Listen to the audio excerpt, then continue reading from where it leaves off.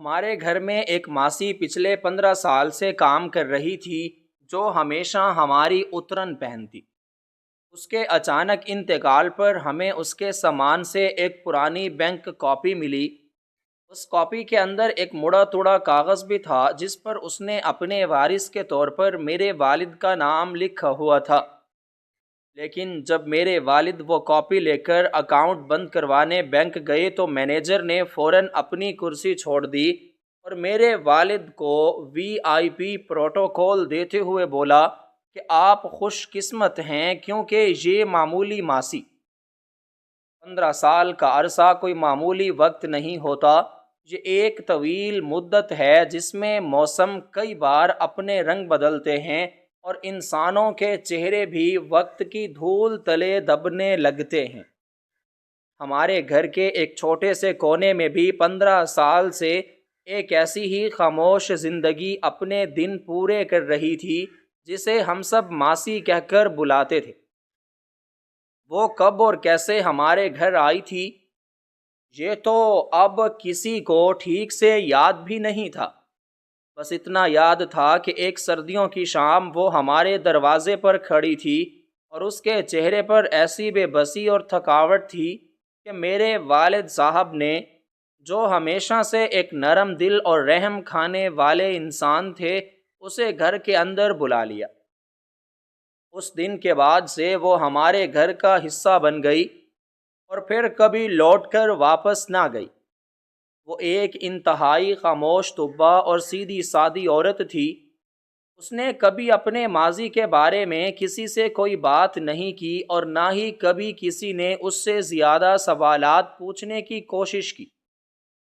اس کی زندگی بس گھر کے کام کاج تک محدود تھی۔ صبح سویرے اٹھ کر صحن میں جھاڑو دینا، برتن دھونا اور پھر ایک کونے میں بیٹھ کر خاموشی سے اپنا کام کرتے رہنا اس کا روز کا معمول تھا۔ اس نے 15 سالوں میں کبھی اپنی تنخواہ بڑھانے کا مطالبہ نہیں کیا اور نہ ہی کبھی کوئی نئی چیز مانگی۔ وہ ہمیشہ ہماری والدہ یا بہنوں کے پرانے اور استعمال شدہ کپڑے، جنہیں ہم اترن کہتے ہیں، پہن لیا کرتی تھی اور اسی میں خوش رہتی تھی۔ اس کی سادگی اور قناعت پسندی دیکھ کر گھر کا ہر فرد اس کی عزت کرتا تھا۔ والد صاحب خاص طور پر اس کا بہت خیال رکھتے تھے اور اکثر گھر والوں کی تاکید کرتے تھے کہ ماسی کو کبھی کوئی تکلیف نہ ہونے پائے، کیونکہ وہ بے سہارا ہے اور اس کا اس دنیا میں ہمارے سوا کوئی نہیں ہے۔ وقت یوں ہی اپنی رفتار سے گزرتا رہا اور ماسی ہمارے گھر کے ہر دکھ، درد اور خوشی میں ایک سائے کی طرح ہمارے ساتھ رہی۔ وہ کبھی کسی بات پر شکایت نہیں کرتی تھی اور جو بھی روکھا سوکھا ملتا اسے خدا کا شکر ادا کر کے کھا لیتی تھی۔ اس کی آنکھوں میں ایک عجیب سا سکون ہوتا تھا، جیسے اس نے دنیا کی ہر خواہش کو مار دیا ہو۔ ہم بچے اکثر حیران ہوتے تھے کہ کوئی انسان اتنی خاموشی اور سادگی سے کیسے زندگی گزار سکتا ہے، لیکن موسی نے کبھی ہمارے سوالوں کا جواب نہیں دیا۔ بس ایک ہلکی سی مسکراہٹ اس کے چہرے پر ابھرتی اور وہ پھر سے اپنے کام میں لگ جاتی۔ 15 سال کا یہ طویل سفر اس قدر خاموشی اور سکون سے گزرا کہ ہمیں کبھی احساس ہی نہیں ہوا کہ موسی بھی ایک دن ہمیں چھوڑ کر جا سکتی ہے، اور پھر ایک دن وہ انہونی ہو گئی جس کا کسی کو گمان تک نہیں تھا۔ سردیوں کی ایک ٹھٹھرتی ہوئی صبح تھی، جب والدہ نے ناشتہ بنانے کے بعد ماسی کو آواز دی تاکہ وہ آ کر چائے پی لے۔ عام طور پر موسی سب سے پہلے اٹھنے والوں میں سے تھی، لیکن اس دن اس کے کمرے سے کوئی آواز نہیں آئی۔ والدہ کو کچھ فکر ہوئی تو انہوں نے جا کر موسی کے کمرے کا دروازہ کھٹکھٹایا، لیکن اندر سے کوئی جواب نہ ملا۔ دروازہ اندر سے بند نہیں تھا، اس لیے والدہ نے ہلکا سا دھکا دیا تو دروازہ کھل گیا۔ اندر کا منظر دیکھ کر والدہ کے منہ سے ایک ہلکی سی چیخ نکل گئی۔ موسی اپنی پرانی چارپائی پر بالکل سیدھی لیٹی ہوئی تھی اور اس کا چہرہ ایک عجیب سے سکون میں ڈوبا ہوا تھا۔ اس نے رات کو سوتے وقت جو چادر اوڑھی تھی وہ ویسے ہی اس کے جسم پر پڑی تھی، لیکن اس کی سانسیں ہمیشہ کے لیے رک چکی تھیں۔ وہ خاموشی سے آئی تھی اور اسی خاموشی سے اس دنیا سے رخصت ہو گئی تھی۔ اس کی اچانک موت نے پورے گھر کو ایک گہرے صدمے میں ڈال دیا۔ میرے والد صاحب کو سب سے زیادہ دکھ ہوا، کیونکہ وہ موسی کو اپنے خاندان کے ایک فرد کی طرح سمجھتے تھے۔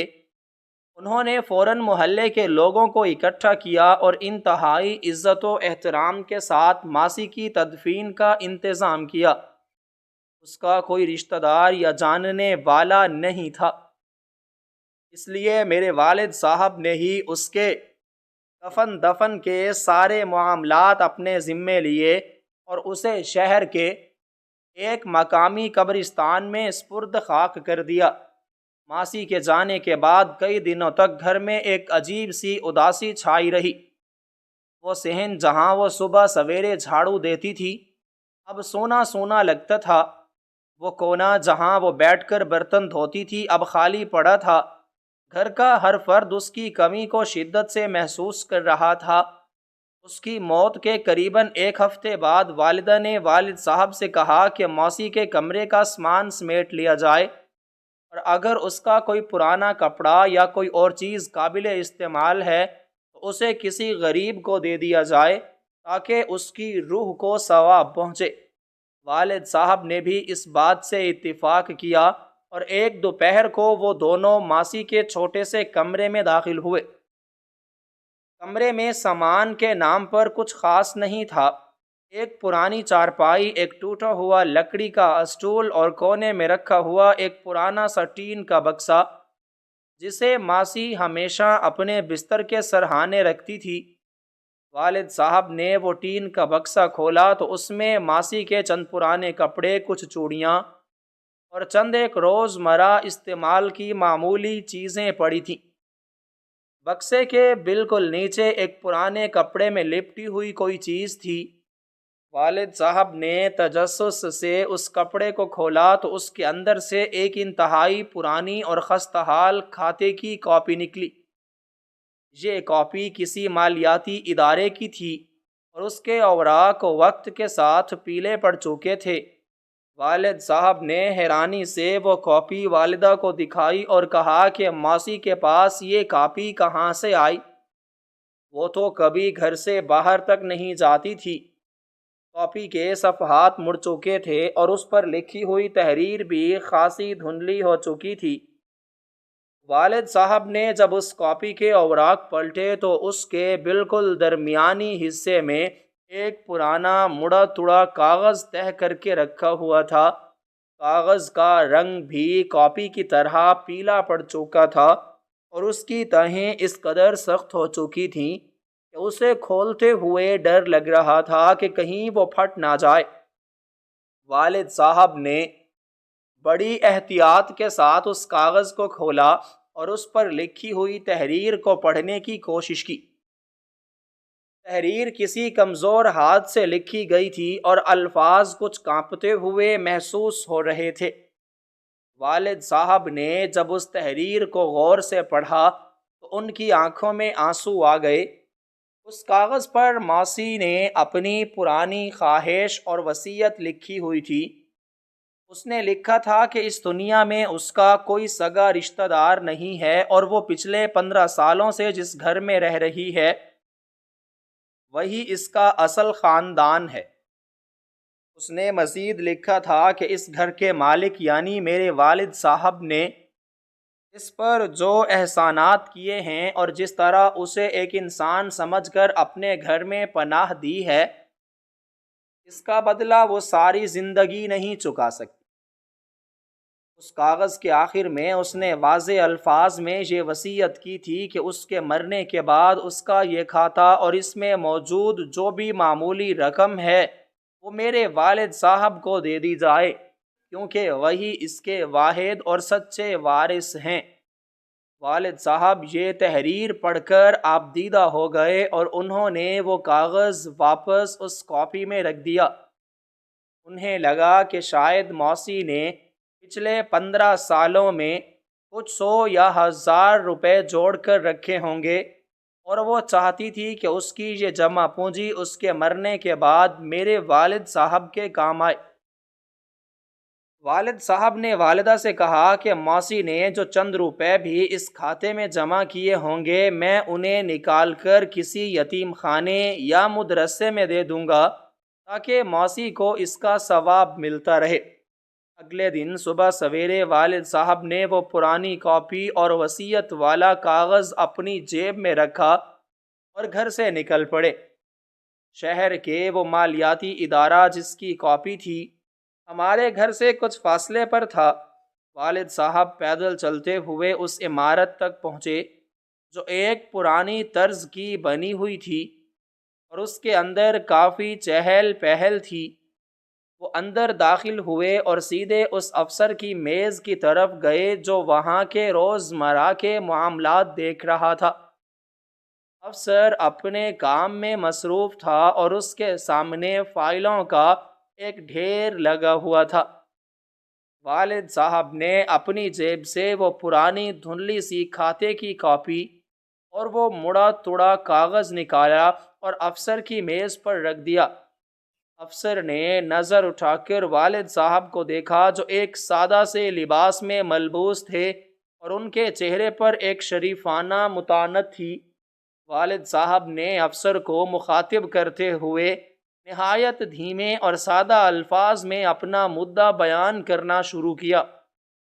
انہوں نے افسر کو بتایا کہ ان کے گھر میں ایک بوڑھی عورت پچھلے 15 سالوں سے کام کر رہی تھی جو بالکل بے سہارا تھی اور اس کا اس دنیا میں کوئی نہیں تھا۔ انہوں نے بتایا کہ پچھلے دن پہلے اس کا اچانک انتقال ہو گیا اور ہم نے ہی اس کی تدفین کے سارے انتظام کیے ہیں۔ والد صاحب نے افسر کی توجہ اس پرانی کاپی اور اس کاغذ کی طرف دلاتے ہوئے کہا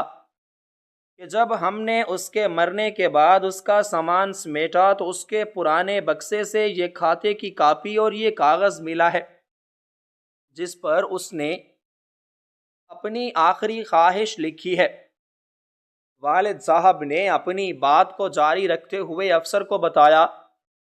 کہ اس عورت نے اس کاغذ پر واضح طور پر لکھا ہے کہ اس کے اس دنیا سے جانے کے بعد اس کا یہ کھاتا اور اس میں موجود جو بھی رقم ہے وہ مجھے دے دی جائے، اور میں صرف یہی درخواست لے کر آیا ہوں کہ اس کھاتے کو بند کر کے اس کی وصیت کے مطابق یہ کھاتا مجھے ملے۔ مالیاتی ادارے کے اس نگران کا دن بالکل ویسا ہی تھا جیسے پچھلے 20 سالوں سے اس کی ملازمت کا ہر دن ہوتا تھا۔ اس بڑی اور پرہجوم عمارت میں چاروں طرف شور مچا ہوا تھا۔ لوگ اپنے پیسوں کے لین دین میں مصروف تھے، کوئی رقم جمع کروا رہا تھا تو کوئی نکلوا رہا تھا، اور ہر طرف نوٹوں کے گنے جانے کی مخصوص آوازیں آ رہی تھیں۔ نگران اپنی بڑی سی میز کے پیچھے بیٹھا اپنے روزمرہ کے کاموں میں بری طرح الجھا ہوا تھا۔ اس کے سامنے فائلوں اور کاغذات کا ایک اونچا پہاڑ کھڑا تھا اور وہ مسلسل کام کی وجہ سے خاصا تھکا ہوا اور بیزار سا لگ رہا تھا۔ اس کی آنکھوں میں ایک مخصوص قسم کی اکتاہٹ تھی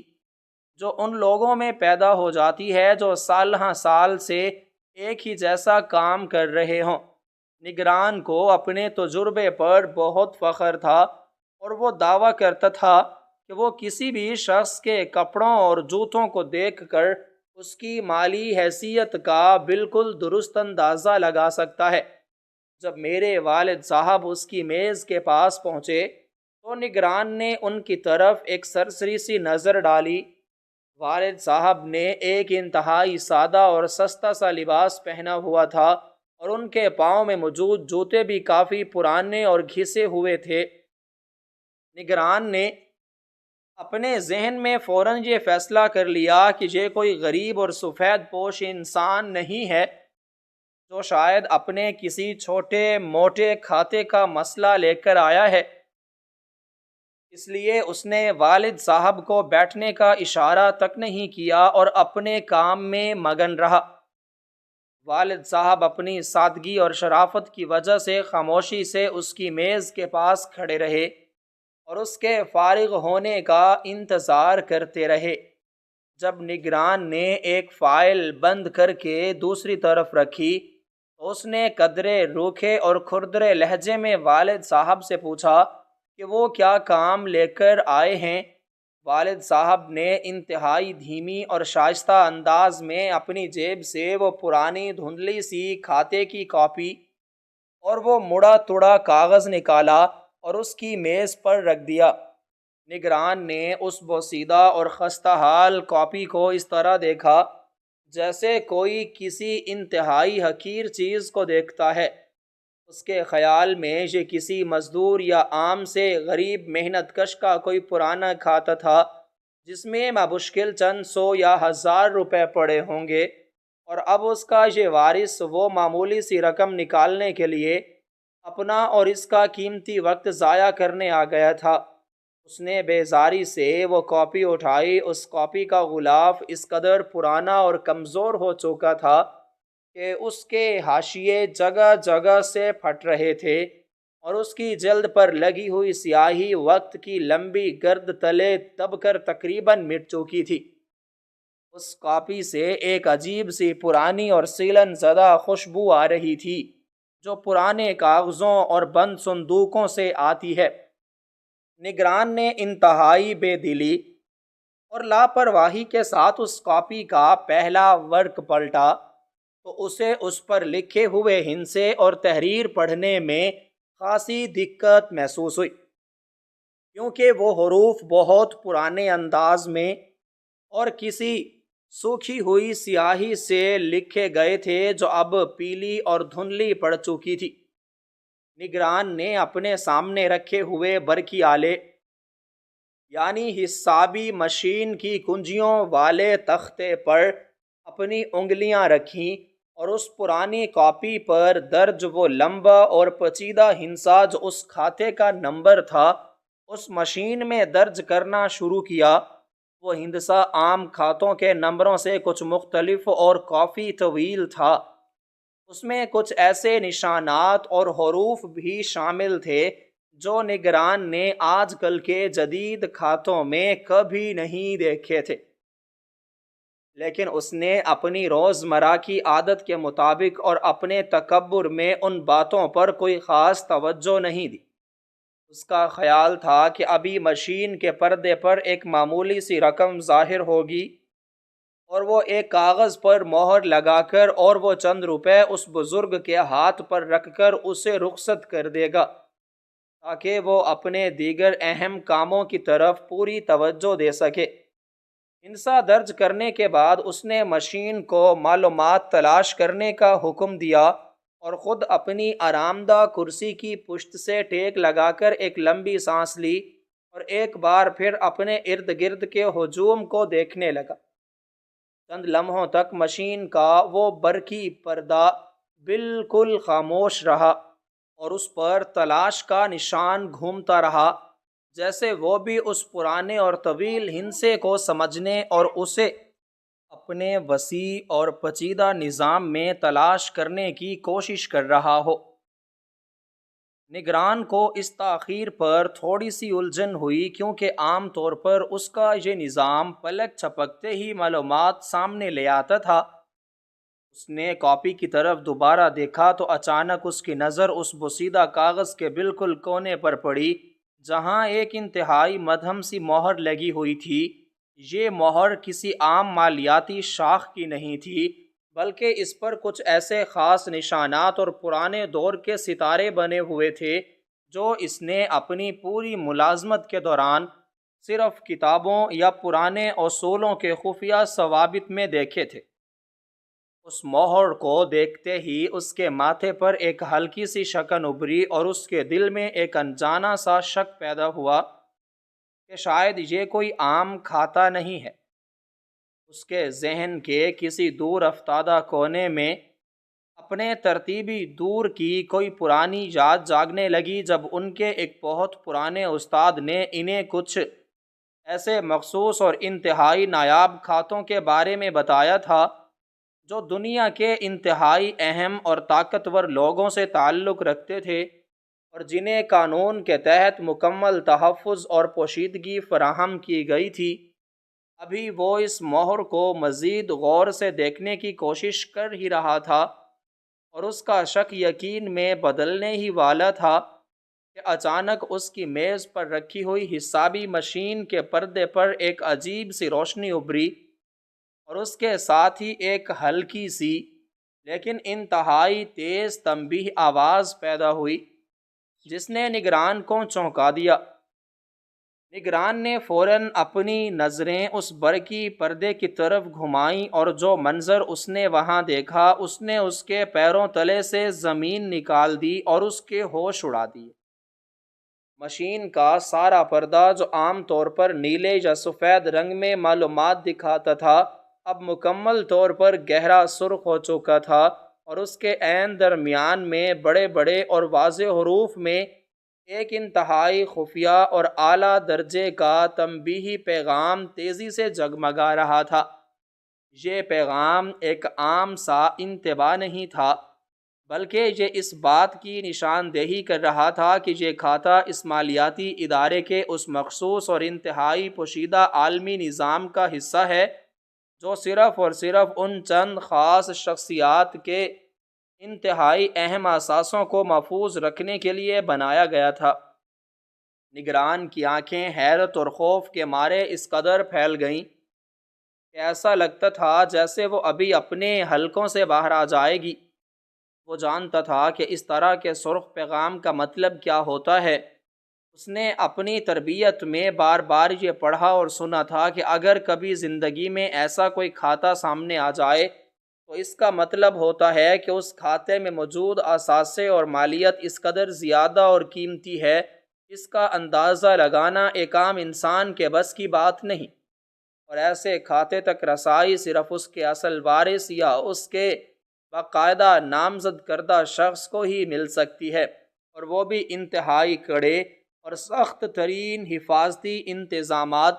اور اعلیٰ سطح کی منظوری کے بعد۔ نگران کا پورا جسم ایک دم سن ہو گیا، اس کی رگوں میں دوڑتا ہوا خون جیسے برف بن گیا ہو۔ اس کی انگلیاں جو ابھی تک مشین کے تختے پر موجود تھیں وہیں پتھر کی طرح جم کر رہ گئیں۔ اسے لگا جیسے اس کے دماغ کی رگیں دباؤ کی وجہ سے پھٹنے والی ہوں۔ وہ یکدم سے اپنی آرام دہ کرسی پر بالکل سیدھا ہو کر بیٹھا اور اس کی سانسیں اس قدر بے ترتیب ہونے لگیں جیسے وہ کوئی بہت طویل اور تھکا دینے والی دوڑ لگا کر آیا ہو۔ اس نے ایک بار پھر اپنی کانپتی ہوئی نظروں سے اس سرخ پردے پر چمکتے ہوئے اس انتہائی اہم پیغام کو پڑھا جو اسے چیخ چیخ کر بتا رہا تھا کہ یہ ایک بین الاقوامی سطح کا خفیہ اور محفوظ ترین کھاتا ہے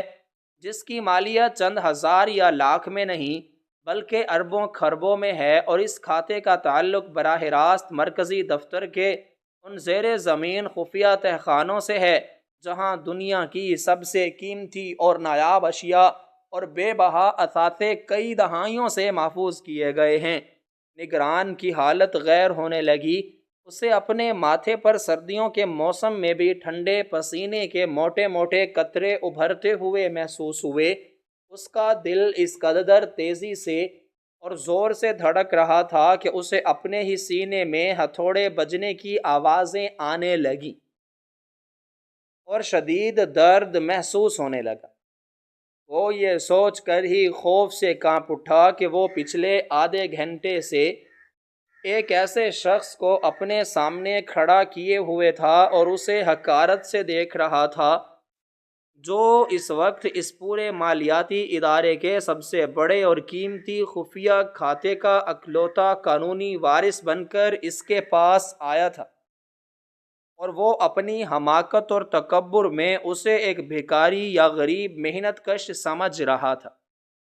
نگران کی ٹانگوں میں جیسے جان ہی نہ رہی ہو اور اس کے گھٹنے آپس میں ٹکرانے لگے۔ اس نے خود کو گرنے سے بچانے اور سنبھالنے کی بھرپور کوشش کی اور اپنے بری طرح کانپتے ہوئے ہاتھوں سے میز کا کنارہ مضبوطی سے پکڑ کر اپنی جگہ سے کھڑا ہونے کی کوشش کی۔ اس کی یہ اچانک اور انتہائی غیر متوقع حرکت دیکھ کر اس کے آس پاس بیٹھے ہوئے دیگر تمام ملازمین اور خود میرے والد صاحب بھی شدید حیران رہ گئے۔ کسی کو کچھ بھی سمجھ نہیں آ رہی تھی کہ اچانک اس صحت مند اور مغرور نگران کو کیا ہو گیا ہے کہ اس کے چہرے کسی مردے کی طرح بالکل سفید اور زرد پڑ چکا ہے، اور وہ کسی انتہائی خوفناک اور بھیانک منظر کو دیکھنے والے شخص کی طرح زور زور سے ہانپ رہا تھا۔ نگران نے جب کھڑے ہونے کے لیے اپنی کرسی کو پیچھے کی طرف دھکیلا، وہ بھاری کرسی فرش پر رگڑ کھاتے ہوئے ایک انتہائی تیز اور ناگوار آواز پیدا کرتی ہوئی پیچھے جا کر دیوار سے ٹکرائی۔ وہ لڑکھڑاتے ہوئے قدموں کے ساتھ اپنی جگہ سے اٹھ کھڑا ہوا اور اس نے انتہائی بے بسی، خوف زدگی اور عقیدت بھری نظروں سے میرے والد صاحب کی طرف دیکھا، جو اب بھی انتہائی سادگی اور معصومیت کے ساتھ اس کی طرف حیرانی سے دیکھ رہے تھے۔ انہیں بالکل بھی اس بات کا رتی برابر بھی اندازہ نہیں تھا کہ ان کے ہاتھ میں موجود اس غریب ماسی کی پرانی کاپی نے دراصل اس مالیاتی ادارے کی سب سے بڑے اور صدیوں پرانے راز سے پردہ اٹھا دیا ہے۔ نگران کے خشک حلق میں جیسے بہت سارے کانٹے چبھنے لگے اور اس کی آواز مکمل طور پر اس کا ساتھ چھوڑنے لگی۔ وہ اچھی طرح جانتا تھا کہ یہ معاملہ اب کسی بھی صورت میں اس کی سطح کا یا اس کی برانچ کا نہیں رہا، اور اسے فوری طور پر اور بنا ایک لمحہ ضائع کیے سب سے اعلیٰ حکام کو اس سنگین اور اہم ترین بات کی خبر کرنی ہوگی، ورنہ اس کی نوکری ہی نہیں بلکہ جان بھی جا سکتی ہے۔ اس نے میز پر رکھے ہوئے اس مخصوص اور سرخ رنگ کے مواصلاتی آلے کی طرف اپنا شدت سے کانپتا ہوا ہاتھ بڑھایا، جس کا تعلق براہ راست مرکزی دفتر کے انٹیلیجنس اور سب سے اعلیٰ اور طاقتور منتظمین کے ساتھ تھا۔ یہ وہ آلہ تھا جو اس نے پچھلے 20 سالوں میں کبھی استعمال نہیں کیا تھا۔ اس نے وہ بھاری آلہ اٹھایا، لیکن اس کے ہاتھ اس قدر کانپ رہے تھے کہ وہ بامشکل اس آلے کو اپنے کانوں تک لے جا سکا، اور اس کے ہاتھ سے ریسیور بار بار پھسلنے لگا۔ دوسری طرف سے جیسے ہی ایک انتہائی بھاری، سخت اور رعبدار آواز ابھری جس نے اس کا شناختی نمبر پوچھا، تو نگران کے منہ سے لفظ بری طرح ٹوٹ ٹوٹ کر اور ہکلاہٹ کے ساتھ نکلنے لگے۔ اس نے روتی ہوئی اور انتہائی خوفزدہ آواز میں مرکزی دفتر کے اس اعلیٰ ترین افسر کو بتایا کہ جناب محترم، یہاں میری برانچ میں ایک ایسا کھاتے دار آ گیا ہے جس کی نشاندہی کے لیے ہمارے نظام کے پردے پر سب سے اعلیٰ اور خفیہ ترین نشان مکمل سرخ روشنی کے ساتھ ظاہر ہو رہا ہے۔ یہ وہ عالمی اور انتہائی پوشیدہ کھاتا ہے جس کا وارث آج تک کبھی دنیا کے سامنے نہیں آیا تھا، اور ہم سمجھتے تھے کہ وہ لوگ ختم ہو چکے ہیں۔ اس نگران کی یہ ہولناک بات سن کر دوسری طرف بھی ایک دم سے موت کا سا سناٹا چھا گیا، اور پھر وہاں سے ایک انتہائی سختی چیخی اور فوری نوعیت کا حکم جاری ہوا کہ تم پاگل تو نہیں ہو گئے؟ اس شخص کو فوراً سب سے محفوظ جگہ پر اور کڑے پہرے میں منتقل کیا جائے، اور کسی کو اس کے قریب پھٹکنے نہ دیا جائے۔ نگران نے کپ کپاتے ہاتھوں سے وہ آلہ واپس میز پر پٹکا۔ اس کا پورا جسم اس وقت سرد پسینے میں مکمل طور پر بھیگ چکا تھا، اور اس کی ٹائی ڈھیلی ہو چکی تھی۔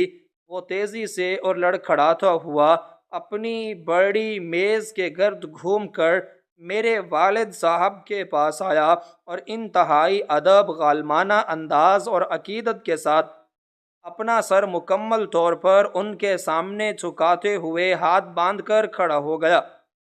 اس نے اپنے قریب کھڑے ایک اور سینئر ملازم کو دیکھا جو اس ساری صورتحال پر ہکا بکا اور بت بنا رہ گیا۔ نگران نے اس ملازم کی طرف رخ کیا اور اس کی آواز میں ایک عجیب سی گھبراہٹ اور دہشت اور انتہائی جلدی تھی۔ اس نے اس ملازم کو انتہائی سختی، زوردار اور تیزی کے ساتھ حکم دیا کہ فوراً سے پہلے مرکزی دروازے کو تالا لگا دو، تمام اعلیٰ اور مسلح محافظوں کو طلب کیا جائے اور اس معزز اور سب سے اہم مہمان کے لیے فوراً وہ خاص جگہ تیار کی جائے جو صرف اور صرف انتہائی خاص اور اعلیٰ درجے کے لوگوں کے لیے مختص ہے۔ اس نے اپنا آخری انتہائی زوردار اور کانپتی ہوئی آواز میں دیا اور چیختے ہوئے کہا کہ جلدی کرو اور ان کے لیے فوراً خاص مہمان خانہ تیار کریں۔ والد صاحب کو اس انتہائی شاندار اور خاص مہمان خانے میں بٹھایا گیا جہاں نرم اور قیمتی قالین بچھے تھے اور آس پاس مسلح محافظ کھڑے تھے۔ ابھی والد صاحب اپنی حیرانی سے باہر بھی دوڑ کر نہیں آئے تھے کہ ایک انتہائی اعلیٰ عہدیدار ہانپتا ہوا کمرے میں داخل ہوا۔ اس کے ہاتھوں میں ایک پرانی لیکن انتہائی محفوظ رکھی گئی دستاویز تھی۔ اس نے کمرے میں آتے ہی سب سے پہلے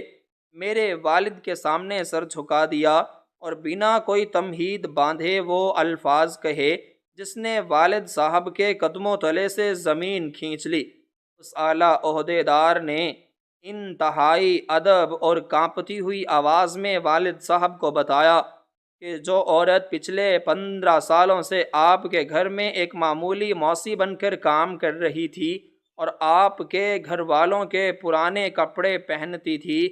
وہ دراصل کوئی عام عورت نہیں تھی بلکہ وہ ایک بہت بڑی اور قدیم ریاست کے نواب کی اکلوتی بیٹی تھی اور ان کے شاہی خزانے کی آخری وارث تھی۔ یہ الفاظ سنتے ہی والد صاحب کا دماغ جیسے سن ہو گیا اور ان کے کانوں میں سیں سیں کی آوازیں آنے لگیں۔ اعلیٰ عہدیدار نے اپنی بات کو جاری رکھتے ہوئے بتایا کہ اس عورت کے خاندان کے اپنے ہی لوگوں نے لالچ میں نواب اور اس کے بقیہ خاندان کو بے دردی سے ختم کر دیا تھا، اور وہ عورت اپنی جان بچانے کے لیے رات کے اندھیرے میں محل سے بھاگ نکلی تھی۔ وہ اپنے ساتھ اس شاہی تجوری کی چابیاں اور خفیہ نشانات لے کر آئی تھی جس میں اس عظیم ریاست کا اربوں خربوں کا سونا، ہیرے جواہرات اور بے پناہ خزانہ محفوظ تھا، اور اس نے اپنی شناخت چھپانے کے لیے جان بوجھ کر آپ کے گھر میں پناہ لی تھی کیونکہ اسے معلوم تھا کہ ایک غریب اور بے سہارا ماسی کے روپ میں کوئی بھی اسے تلاش نہیں کر سکے گا۔ یہ سن کر والد صاحب بے یقینی کے عالم میں کبھی اس اعلیٰ عہدیدار کو دیکھتے اور کبھی اپنے کانپتے ہوئے ہاتھوں کو جن میں وہ چند لمحے پہلے تک اس عظیم الشان ریاست کی ملکہ کی پرانی اور پھٹی ہوئی کھاتے کی کاپی پکڑے ہوئے تھے۔ ان کی آنکھوں کے سامنے پچھلے 15 سال کا ایک ایک منظر کسی چلتی ہوئی تصویر کی طرح تیزی کے ساتھ گھومے جا رہا تھا۔ انہیں یاد آیا کہ کس طرح وہ نواب زادی سردیوں کی ٹھٹھرتی ہوئی صبحوں میں ٹھنڈے پانی سے ان کے گھر کا صحن دھوتی تھی اور اس کے ہاتھ سردی سے نیلے پڑ جاتے تھے۔ انہیں یاد آیا کہ کیسے وہ ان کے بچوں کا بچا ہوا اور روکھا سوکھا کھانا زمین پر بیٹھ کر کھاتی تھی اور اس کی آنکھوں میں کبھی کوئی شکوہ نہیں ہوتا تھا۔ والد صاحب کا دل شدت جذبات سے پھٹنے لگا کہ وہ کس قدر اندھے تھے کہ اتنی بڑی ہستی کو ایک معمولی کام کاج والی عورت سمجھتے رہے جس کے ایک اشارے پر ہزاروں خادم دوڑے چلے آتے تھے، وہ 15 سال تک ان کے گھر کی صفائی کرتی رہی، ان کے بچوں کے پرانے اور اترے ہوئے کپڑے پہن کر خدا کا شکر ادا کرتی رہی۔ وہ کس قدر عظیم اور صابر عورت تھی، جس نے اتنی بڑی سلطنت اور اتنے بڑے خزانے کی مالکہ ہونے کے باوجود ایک انتہائی غریب اور محتاج انسان کی طرح زندگی گزاری، صرف اس لیے کہ وہ ان ظالموں کے ہاتھ نہ لگے جنہوں نے اس کے خاندان کا خون کیا تھا۔ اعلیٰ عہدیدار نے جب والد صاحب کی یہ حالت دیکھی، ان کا سانس اکھڑ رہا ہے، وہ صدمے سے نڈھال ہو رہے ہیں، تو اس نے پانی کا ایک گلاس بھر کر انہیں پیش کیا اور نہایت عاجزی سے کہا کہ محترم، آپ کو پریشان ہونے کی ضرورت نہیں ہے، کیونکہ اس عظیم خاتون نے اپنی ساری زندگی ایک کٹھن آزمائش میں گزاری، لیکن اس نے اپنی آخری وصیت میں اپنا سب کچھ آپ کے نام کر دیا ہے، کیونکہ آپ ہی وہ واحد انسان تھے جنہوں نے ایک بے آسرا عورت کو بغیر کسی غرض اور لالچ کے اپنے گھر میں عزت سے رکھا۔ اعلیٰ عہدیدار نے وہ پرانی اور بھاری دستاویز والد کے سامنے رکھی اور اس کے اوراق پلٹنے لگا۔ اس دستاویز کے اندر پرانے دور کے کاغذات تھے جن پر شاہی مہریں لگی ہوئی تھیں۔ اس نے والد صاحب کو وہ فہرستیں دکھائیں جن میں اس شاہی خزانے کی تفصیل درج تھی۔ اس میں منوں کے حساب سے خالص سونے کی اینٹیں، نایاب ہیرے اور وہ قیمتی پتھر شامل تھے جن کی قیمت کا اندازہ لگانا موجودہ دور میں ناممکن تھا۔ عہدیدار نے بتایا کہ یہ سارا خزانہ اس مالیاتی ادارے کے سب سے نچلے اور خفیہ تہخانے میں موجود 7 تالوں والی تجوریوں میں محفوظ ہے، اور پچھلے 15 سالوں سے کوئی بھی اس تہخانے تک نہیں جا سکا، کیونکہ اس کی کنجی صرف اور صرف اسی کھاتے اور اس پرانی کاپی میں چھپے ہوئے خفیہ ہندسوں میں تھی جو کہ اب آپ کے پاس ہے، اور اس مڑے توڑے کاغذ پر لکھی ہوئی وصیت ہی وہ آخری حکم ہے جس کے بعد یہ تمام خزانہ آپ کی ملکیت بن چکا ہے۔ والد صاحب خاموشی سے وہ سب سن رہے تھے، لیکن ان کے ذہن میں دولت کا کوئی خمار نہیں تھا، بلکہ ان کے دل پر ایک عجیب سا بوجھ اور تکلیف تھی۔ وہ سوچ رہے تھے کہ انسان کی قسمت اسے کہاں سے کہاں لے جاتی ہے۔ ایک طرف وہ عظیم الشان محل تھے جہاں وہ پیدا ہوئی، اور دوسری طرف ان کے گھر کا وہ چھوٹا سا اور کچا کمرہ جہاں اس نے اپنی زندگی کی آخری سانس لی۔ وہ خاتون 15 سال تک اس بے پناہ دولت کی کنجی اپنے پرانے بکسے میں چھپا کر سوتی رہی، لیکن اس نے کبھی اپنے لیے ایک نیا جوڑا تک نہیں خریدا۔ اعلیٰ عہدیدار مسلسل بول رہا تھا اور بتا رہا تھا کہ کس طرح اس عورت کے دشمن پچھلے 15 سالوں سے اسے پورے ملک میں تلاش کر رہے تھے، اور انہوں نے اس مالیاتی ادارے پر کئی بار دباؤ ڈالا تھا کہ وہ اس شاہی کھاتے کی تفصیلات بتائیں، لیکن ادارے کے سخت اصولوں کی وجہ سے وہ ناکام رہے۔ عہدیدار نے یہ بھی بتایا کہ اب چونکہ اس خاتون کا انتقال ہو چکا ہے اور اس کی آخری وصیت کے مطابق آپ اس پوری جائیداد اور خزانے کے قانونی اور اکیلے وارث ہیں، اس لیے اب ہماری یہ ذمہ داری ہے کہ اب آپ کی اور اس خزانے کی مکمل حفاظت کریں۔ اس وقت مالیاتی ادارے کی پوری عمارت کو اندر اور باہر سے مکمل طور پر بند کر دیا گیا تھا، اور درجنوں مسلح محافظ ہر دروازے اور کھڑکی پر تعینات کر دیے گئے تھے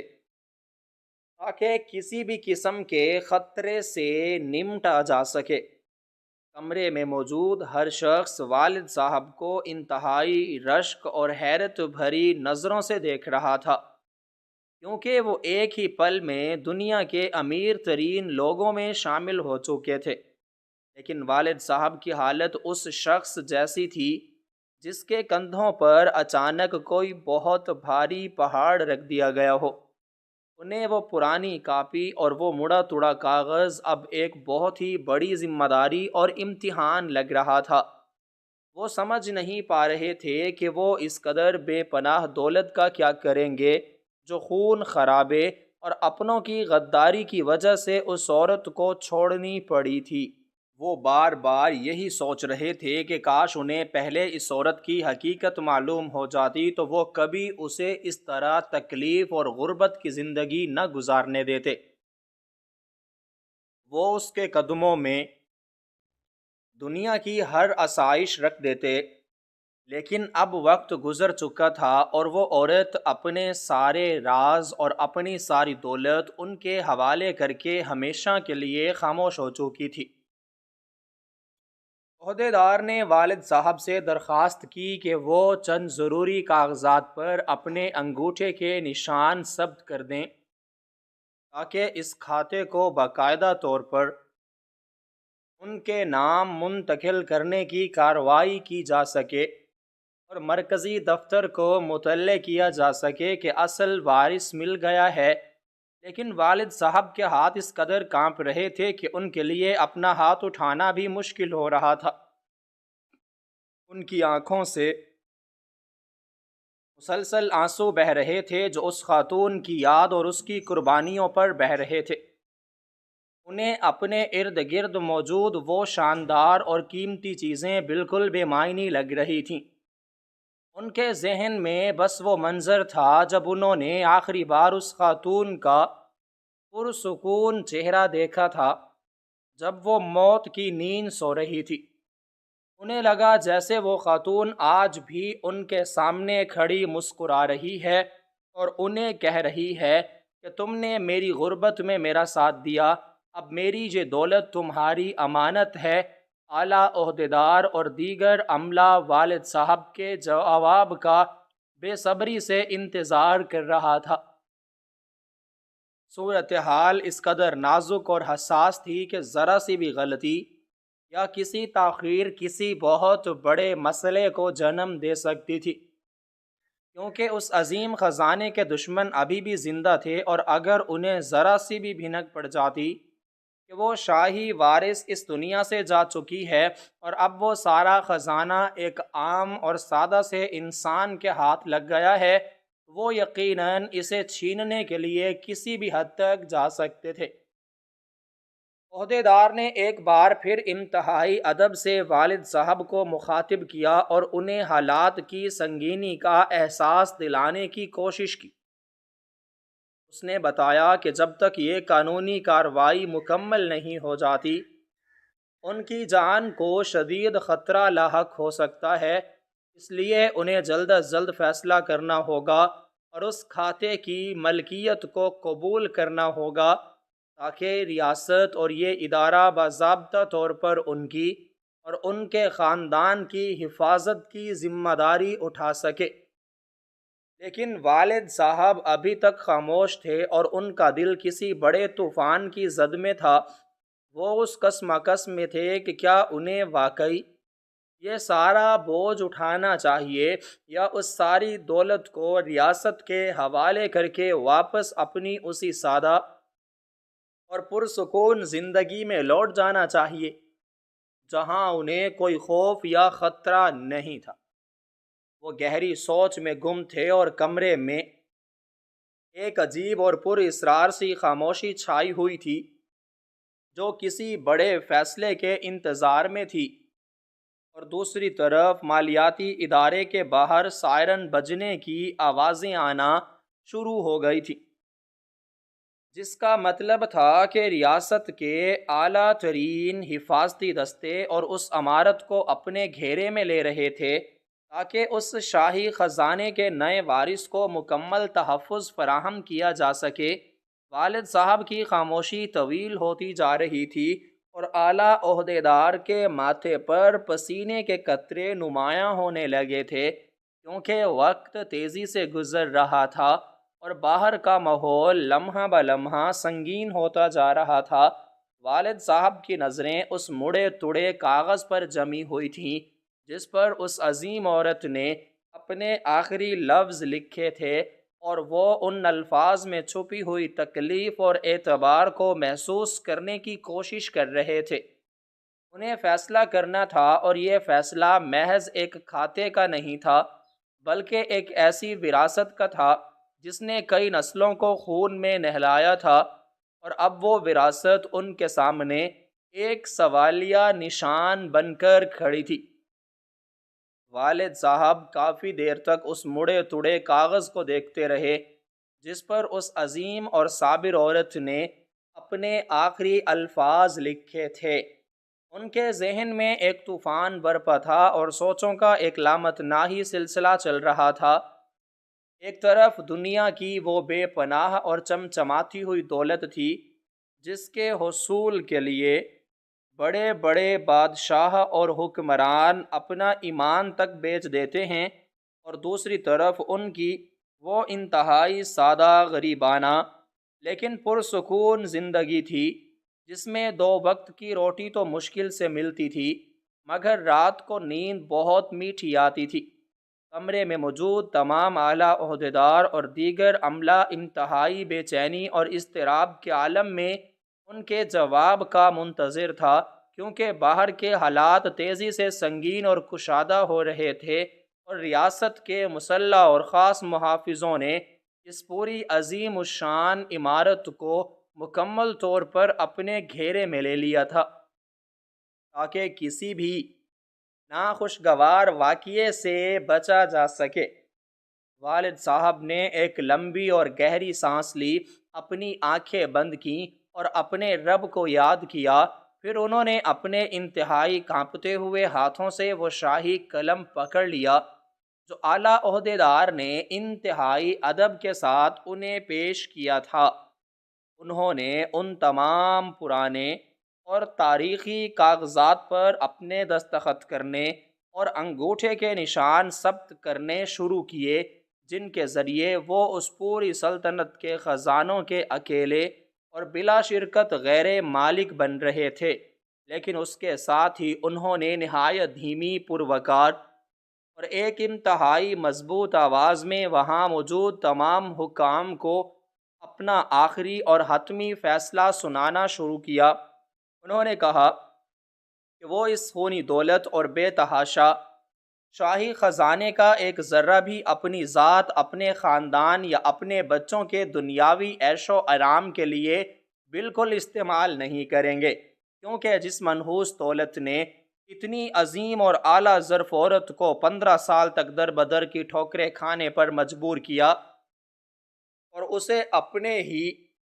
خاندان کے بکھرنے پر خون کے آنسو رونے کی سزا دی، وہ دولت کبھی بھی ان کے چھوٹے سے اور غریب سے گھر میں حقیقی سکون اور خوشیاں نہیں لا سکتی۔ والد صاحب نے اس اعلیٰ عہدیدار کو ہدایت کی اور پابند کیا کہ اس تمام بے تحاشا خزانے، ان سونے کی اینٹوں اور نایاب ہیروں کو فوری طور پر ریاست کی نگرانی میں بیچ دیا جائے، اور اس سے حاصل ہونے والی تمام تر رقم سے ملک کا سب سے بڑا اور عظیم الشان فلاحی ادارہ اور یتیم خانہ قائم کیا جا سکے، جس کا نام اسی مظلوم ماسی کے نام پر رکھا جائے، تاکہ جب تک یہ دنیا قائم ہے اس کا ثواب اور نیک نامی اس صابر عورت کی روح کو پہنچتی رہے۔ انہوں نے حکام کے سامنے صرف اتنی سی شرط رکھی کہ اس فلاحی ادارے کا سارا نظام وہ خود اور ان کے بعد ان کی نسلیں کریں گی، اور وہ بھی کسی معاوضے کے، تاکہ کوئی اور ظالم یا عاصب اس غریب پر اور نیک کام میں رکاوٹ نہ ڈال سکے اور مستحق لوگوں کا حق نہ مار سکے۔ اعلیٰ عہدیدار ان کی یہ حیران کن بات اور اتنا بڑا فیصلہ سن کر شدت جذبات سے، حیرت اور عقیدت سے مکمل طور پر دم بخودہ رہ گئے۔ اس نے اپنی پوری زندگی اور ملازمت کے دوران ایسا درویش، صفت اور خدا ترس انسان کبھی نہیں دیکھا تھا۔ جو اربوں خربوں کی دولت کو محض ایک لمحے میں ٹھوکر مار کر اسے بے سہارا اور غریبوں کے نام کر رہا ہو۔ اس عہدے دار نے اپنی نم آنکھوں کے ساتھ آگے بڑھ کر والد صاحب کے ہاتھ چوم لیے اور انتہائی جذباتی آواز میں انہیں بتایا کہ قدرت کا انصاف کتنا سچا اور کڑا ہوتا ہے۔ اس نے انکشاف کیا کہ جن ظالم اور انتہائی لالچی غدار رشتہ داروں نے اس خاتون کے شاہی خاندان کو بے دردی سے ختم کیا تھا اور اس عظیم خزانے کی تلاش میں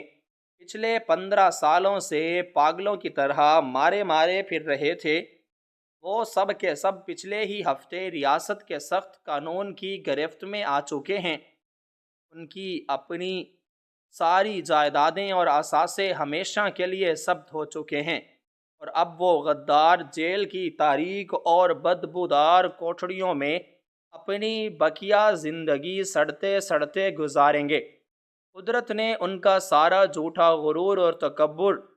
ہمیشہ کے لیے خاک میں ملا دیا ہے، اور جس خزانے کو پانے کے لیے انہوں نے اپنے ہی سگے خون سے غداری کی اور اتنے ظلم ڈھائے، وہ آج قدرت کے ایک سچے اور ایماندار انسان کے ذریعے دنیا کے بے سہارا یتیم اور غریب بچوں کی بھلائی اور تعلیم کے لیے استعمال ہونے جا رہا ہے۔ یہ سب سن کر والد صاحب کی آنکھوں سے شکرانے کے گرم آنسو چھلک پڑے تھے، اور ان کا دل حمد و ثنا سے بھر گیا۔ انہیں شدت سے محسوس ہوا جیسے ان کے ہاتھ میں موجود اس مڑے توڑے اور بوسیدہ کاغذ سے ایک عجیب سا نور اور روشنی نکل رہی تھی۔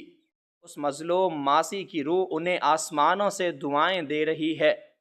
یہ تمام قانونی اور دفتری کارروائی مکمل ہونے کے بعد ریاست کے اعلیٰ ترین اور خاص مسلح محافظوں نے والد صاحب کو انتہائی شاہی آداب، عزت و احترام اور مکمل حفاظت کے ساتھ ان کے گھر پہنچایا۔ وہ جب اپنے اسی پرانے اور کچے صحن میں دوبارہ داخل ہوئے تو انہیں اپنا وہ چھوٹا سا گھر دنیا کے ہر محل اور ہر شاہی قلعے سے زیادہ خوبصورت، روشن اور پرسکون لگا۔ انہوں نے اپنی زندگی کا سب سے بڑا اور کٹھن فیصلہ کر لیا تھا، اور ایک مظلوم کی امانت کو اس کے بہترین اور سچے مصرف تک پہنچا دیا تھا۔ اس رات جب وہ اپنی پرانی اور ٹوٹی ہوئی چارپائی پر لیٹے تو ان کے دل میں کوئی بوجھ، بے چینی یا خوف نہیں تھا، بلکہ ایک ایسا طمانینت بھرا اور لازوال سکون تھا جو دنیا کی کوئی دولت اور کوئی خزانہ نہیں خرید سکتا تھا۔ بنا کسی دنیاوی لالچ اور غرض کے کی گئی نیکی کبھی رائگاں نہیں جاتی، اور قدرت اس کا صلہ ہمیشہ ایک شاندار اور حیران کن شکل میں واپس لوٹاتی ہے۔